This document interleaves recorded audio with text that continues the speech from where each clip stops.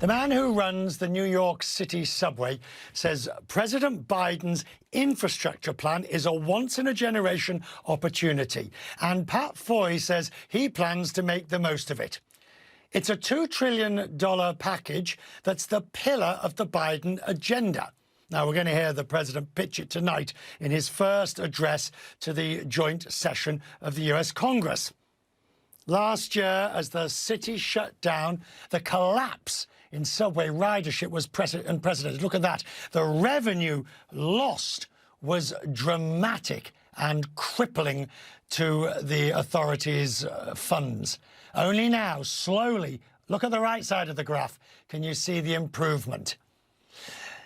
The MTA's Pat Foye, I visited last year when I was on the subway. This is last year. Look at it. When there was barely anybody travelling on the subway. The numbers have improved, slowly but surely. Back then, there wasn't a mask mandate. Back in April 2020, there was no mask mandate for me to wear as I walked through. Now, of course, that's all changed. The head of the MTA says, whilst there's a long way to a full recovery, passengers will no doubt return underground in the city that never sleeps.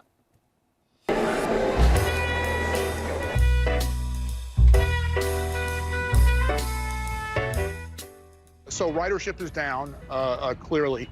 On subways on Friday, the last business day, weekday, we carried 2.1 million passengers. That's a 100-day, that's the best we've done in 100 days. We carried 1.1 on buses. That's a lot of people, but that compares to 7.5 million on subways and buses on a regular weekday prior to the pandemic. So we've come a long distance, Richard. You may recall at the bottom of the pandemic, ridership on subways was down 95%. We've come a long way, but we've got a long way to go. It will be 2024 before we get within striking distance of the levels of ridership that existed prior to the pandemic. If we look at the sort of measures that you took in New York, the much famous and loved 24-hour subway, which, of course, had to be stopped, the cleaning that had to take place. We now know so much more about this virus. How can you adapt service as a result of what we now know?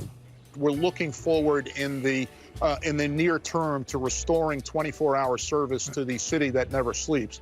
Obviously, we've all learned a lot about COVID-19 over the past 15 or so months.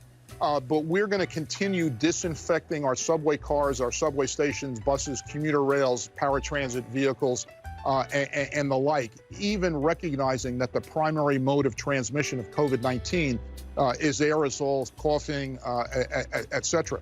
Our customers, 75% of our customers say our stations have never been cleaner. That is really positive, and we're going to continue the disinfecting regime going forward, given the reassurance it gives to our customers and to our employees. The Victorians built the network. The Edwardians advanced the network. Arguably, the last 50, 70 years, we have tinkered with it, but the infrastructure on our networks, and it doesn't, has not been maintained or invested upon. Is this the once-in-a-generation opportunity to build, repair, and improve? Yes, I think it is. Casting it in American terms, obviously the Great Deal and President Roosevelt in response to the Great Depression. I pledge myself to a new deal for the American people. General President Eisenhower with respect to building the interstate highway system. The highway construction program initiated by Ike is the biggest peacetime enterprise ever undertaken. I think with respect to President Biden and a unbelievably thoughtful and aggressive $2 billion infrastructure plan, including $85 billion for transit, that this is the once-in-a-generation opportunity that we've got to take. Transit also, in addition to the economic and job creation, is beneficial for the environment. The MTA every year avoids 17 million metric tons of greenhouse gas.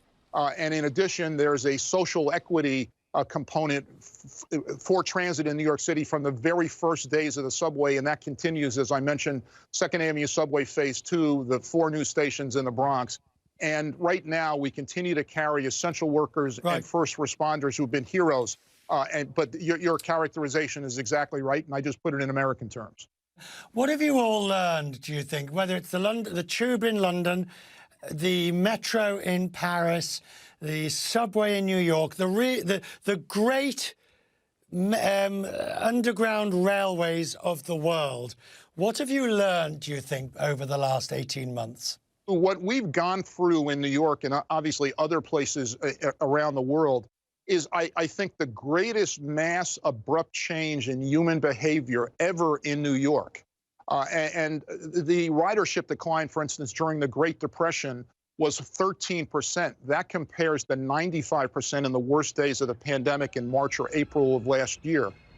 And New Yorkers and Americans and others around the world were able on a dime to change their behavior, to not commute, to work remotely if that was an option. Our challenge now is also human behavior, which is to rewind that and to get people to return to their offices, their jobs, restaurants, Broadway, and to take transit to do that. I believe we can do that. We can make a clear and compelling case to our customers that the system is safe from a COVID-19 point of view. There's been no outburst any place in the world related to transit where mask compliance is universal. But I'm inspired by the work of our employees, and I'm inspired by the heroism of our customers, especially first responders and essential employees who've been our core customers during the pandemic. And to them, all New Yorkers and all Americans owe a huge debt of gratitude.